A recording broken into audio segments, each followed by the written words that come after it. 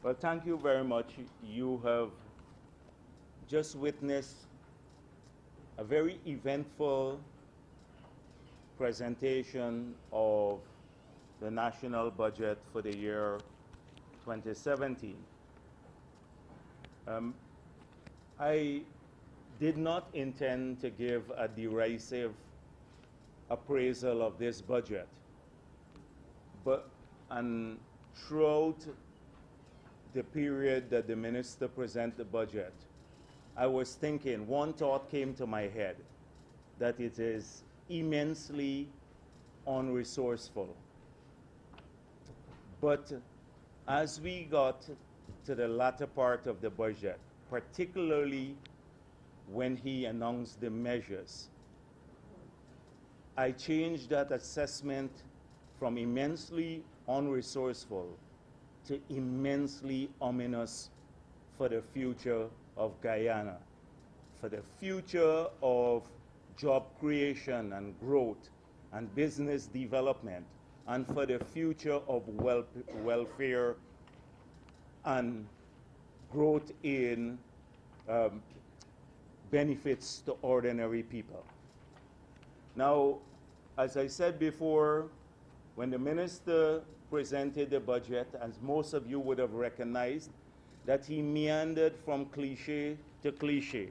So we heard a lot of things that we had heard before, a lot of rehash of old information, and then some project ideas that one would recognize that have clearly not been thought out fully.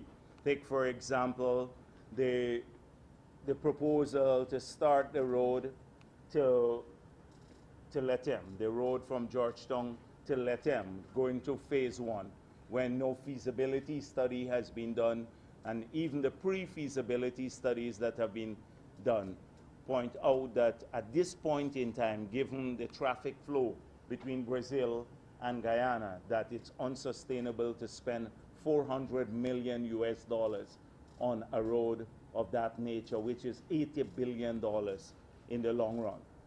So a lot of these ideas, I believe, were not well thought out. A lot of them, as you look at the framework of the budget, it is definitely not supportive of growth. It is not supportive of growth. I will have another opportunity to go through the budget in great detail.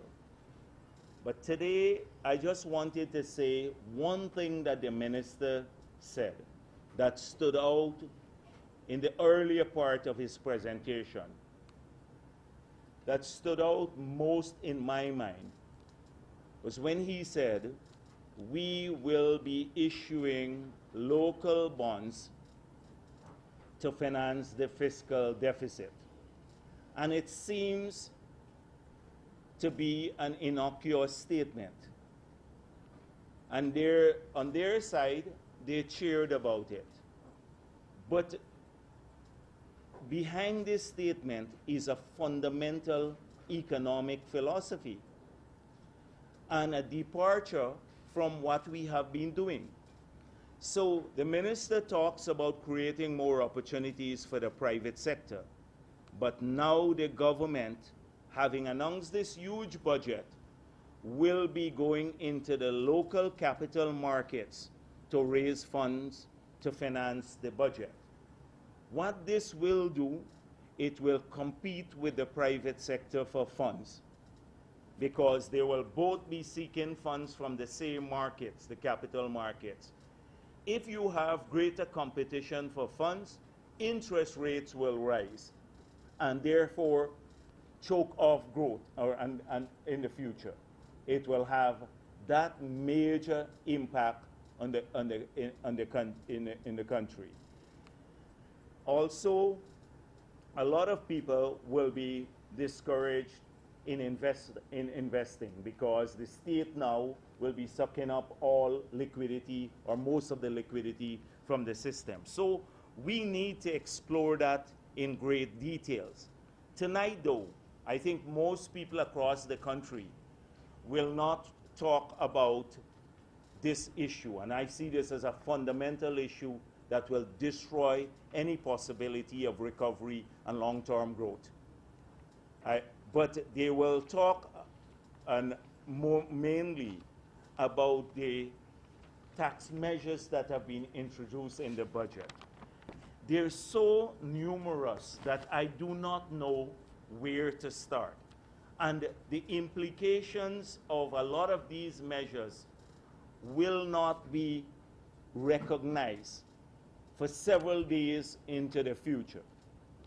So we heard, for example, the minister speaking about fulfilling a promise that they made to the electorate on value-added tax. He said, we will reduce the tax rate from 16% to 14%. But in the same breath, they've decided now to extend VAT payments to water bills and electricity bills above a certain level. So, and then to remove the exemptions, the long list of exempted items that we had put in place because they affected poor people disproportionately. He's now removed the exemption, so those items, baby milk and things that people consume on a daily basis, like now become VATable. All of the consumer items, food, etc., becomes now they have to pay 14% VAT on it. So a man importing chocolate or a rich guy importing, say, something fancy, now gets his VAT reduced from 16% to 14%. But poor people and mothers, single parents who have to find milk for their babies now have to pay VAT on the milk. This is what he has done. And when your electricity bill goes above $10,000, you now have to pay VAT on the full amount, 14% VAT on the full amount. Now, this will wreak havoc on large numbers of people. If your water bill goes above $1,500, then you have to pay VAT on it. How could this be helpful to anyone? He has removed, frankly speaking, there's so many issues that it's impossible to go through this today. And I know many of you are rushing to catch the 6 o'clock news and other things. But we will have opportunities for this. So now you have you have a reduction in corporate tax, one element of it, for manufacturing activities. But you have to now keep 2 sets of books because you're still paying VAT on the commercial side at 40%. No benefit to anyone. You have an increase in departure tax. You have an increase in the premium tax. Capital gains tax, you end up paying more. Fees for passport, you will end up paying more. 50% increase. Right, 50% increase. Transfers of vehicles. Imagine a motorcycle.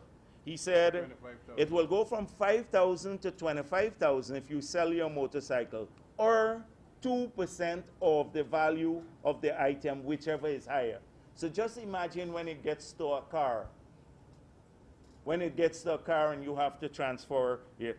He said there will be an increase in all the miscellaneous fees, and he didn't list them. There's a long list, so we don't know what those are as yet. Liquor licenses will go up. Removal of the non-resident VAT refund. Budget agencies now, government budget agencies, will have to start paying VAT. So what is effectively done is to cut the budgets of all of the ministries by 14%, particularly money set aside for procurement, because they will now have to start paying VAT. He's effectively cut the budget. Locally produced items that were on the VAT exempt list. So I think there were some consumables, things for the construction sector. Now will be subjected to VAT. A reintroduction of the environmental levy. You recall the big hype about PPP and the levy, which was against on foreign production, basically. Foreigners bringing bottles into Guyana and things like that, containers, and if they did not take them out back, they would not get the refund. They made a big issue about that and now have just reintroduced a tax, an environmental levy on these things. So guess what will happen? The price for all of those things will go up again. Maybe you can tell me a bit more about some of the other taxes. I've just started missing some of them. I was writing, and at some stage I decided not to write anymore because they are just too numerous to mention and too much for us because the information is scanty, too much to understand the impact on the country. In all my lifetime, this is probably the worst budget I've ever seen. The budget that brought in the most taxes in the history of our country. And in a fundamental way, has destroyed any possibility of any recovery in our economy. As will create more hardships for thousands of people. We've heard over 3 hours of budget presentation, and you have not heard about a single set of activities that the ordinary man out there can think about that will bring more jobs to them or address their concerns. We hear a lot about training a few people here and there, and they've established several slush funds, and you know how they administer the slush funds. So one is now under Trotman, 650 million set aside for consultation on oil and gas, and they go to particular areas using it for partisan purposes. Now they have a youth slush fund, they have one for social cohesion, they have for training, and these training budgets are used for partisan political activities, like how they use $50 million for local government elections just to travel to the interior from the social cohesion ministry. $50 million in airfares. So a lot of the slush funds have been established in the budget.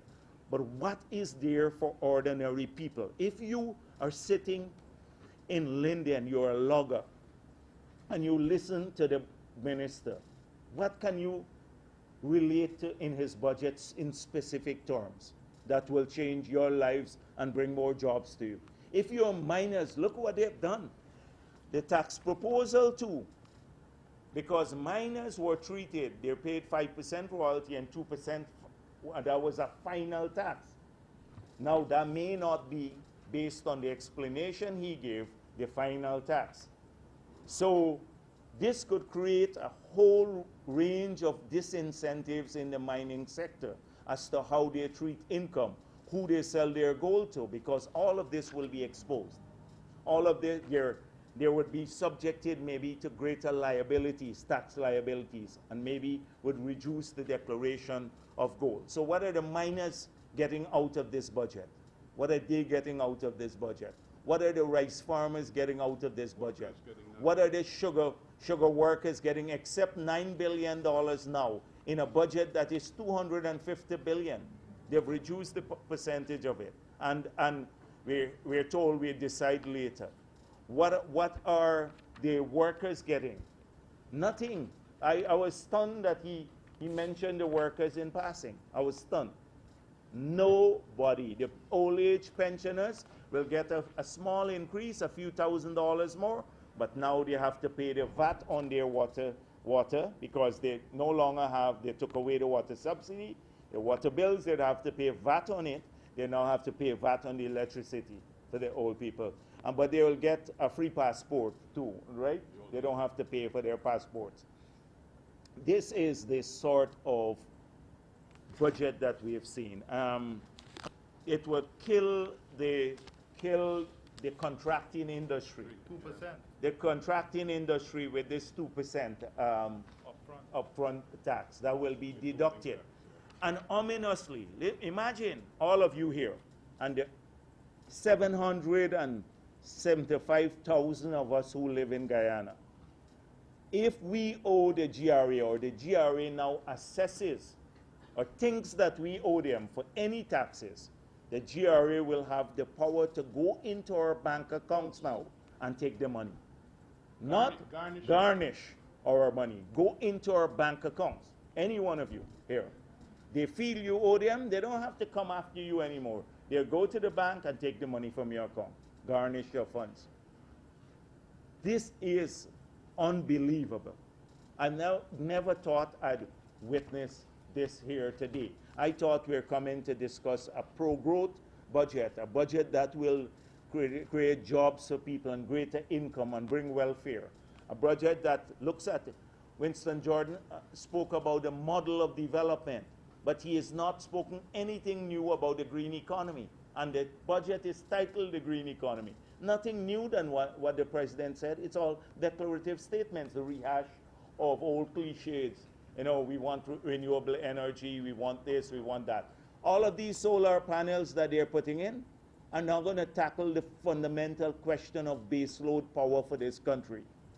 And will it benefit people? Because they still have to pay for electricity, whether it comes from solar or whether it comes from fossil fuel. And how do they store the power for at nights if you have solar energy? All of these things are just, when you look at the sums of money, they're tiny sums of money set aside. It's to create the impression that they are going on a green pathway. But the green pathway is not about just solar energy or doing a few of the things they said. Electric cars. Who's going to buy an electric car? You don't have even a charging station. They're going to give people a chance to start, or a hybrid. That's not the green economy. The green economy is about development. It's about creating income. It is not about whether you plant trees and you get a couple more green vehicles in the country. I suspect the 2 years tax holiday that they're giving to people is because they've already identified supporters, companies. So on the 3 areas, they've identified who they want to bring. And that's why they're going to give them a tax holiday. Why didn't he say, the president said we want to tap gas from the landfill site? Nothing about that, because it's nonsense. You don't even have enough gas there to run 2 homes, probably now. I'm exaggerating, it's a hyperbole. But you have to build, in the design of the landfill site, you have to put in the pipes long before. Not at the end, you can't tap the gas. Pure nonsense, conjecture, charlatan ideas, just repetition. Jordan has spent hours and hours reading back things that are in IMF documents, in plans that we left, like in the education ministry, just taking whole sections and putting them in the budget. They mean nothing. Yeah, the black pepper, spices. I went to, and turmeric and all of those things. Those are old projects. Where it mattered was when he came to the policies. And you've seen the true nature of this government here. It's a taxation budget. It's a budget that will long be remembered for disincentives to private investment. It might very well be the budget that will kill the private sector. And it will bring untold hardships on ordinary people. So maybe we will end here unless anyone wants to say something. But I'll just like to bring to the media's attention that you are leaving here this afternoon without even any information by way of documentation, which is a new standard that is being set. If this government was interested in getting the information in this budget out to the people, at minimum, they would have provided you with a copy of the budget speech and the estimates.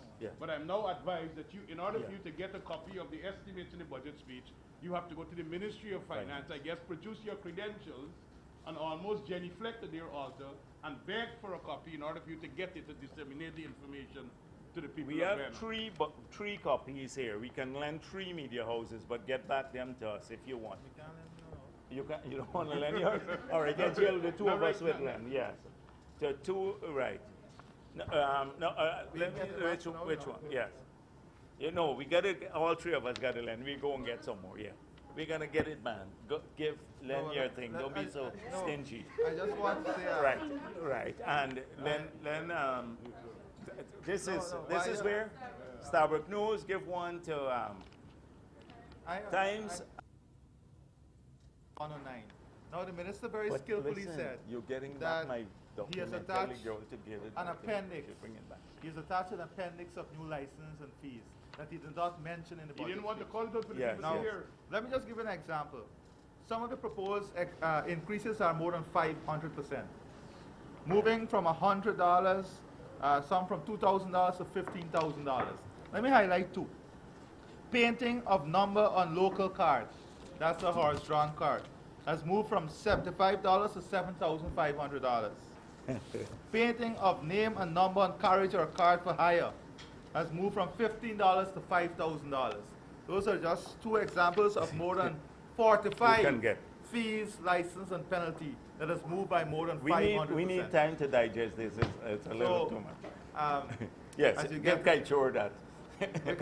Opposition had to lend me your houses for copies of the budget speech so that the nation could get the information. Okay. Yes, we all will get it back. That consumers will not really feel the VAT on the electricity bill because it's being reduced effectively from 60% to 40%. How do you feel about that?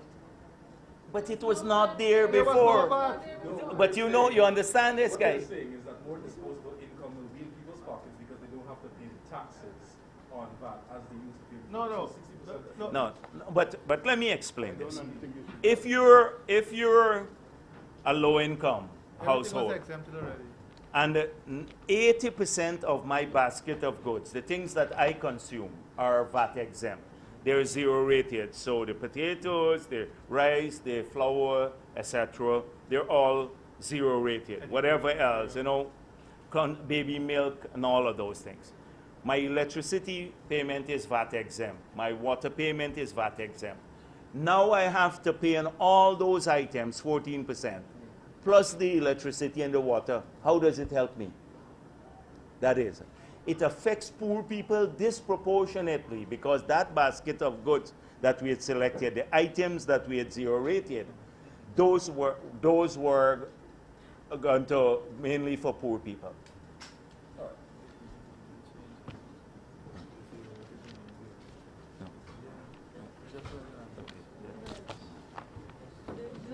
Yes.